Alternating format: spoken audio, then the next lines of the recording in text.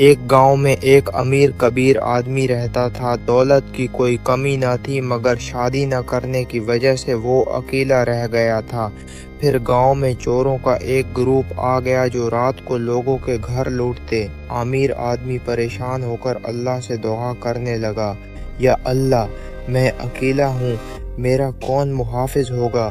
دعا قبول ہوئی اور رات کو جب وہ سو جاتا تو اس کے پچھواڑے سے آوازیں نکلنے لگتیں، کون ہے؟ کون ہے؟ پہلی رات چور آئے، آواز سنتے ہی ڈر کر بھاگ گئے۔ دوسری رات دوسری طرف سے آئے، پھر وہی آواز، پھر بھاگ گئے۔ تیسری رات سردار نے کہا، رکو، دیکھتے ہیں آخر آواز کہاں سے آتی ہے۔ وہ پورے گھر میں گھوما، ہر کمرہ چیک کیا، مگر امیر تو سویا ہوا تھا۔ پھر کان لگا کر چلتا چلتا آخرکار پچھواڑے تک پہنچا۔ سردار نے مکئی کی چھلی کا تکا منگوایا اور پچھواڑے میں گھسا دیا۔ آوازیں بند ہو گئیں۔ چور سکون سے دولت سمیٹنے لگے، مگر اندر ہوا پھنس گئی۔ امیر کا پیٹ پھولنے لگا اور پھر ایک دم دھماکہ!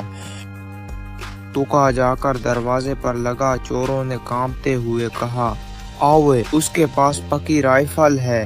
اسی وقت پھر زور زور سے آوازیں آنے لگیں، کون ہے؟ کون ہے؟ چور اتنے ڈرے کہ ساری دولت وہیں چھوڑ کر میلوں دور بھاگ گئے۔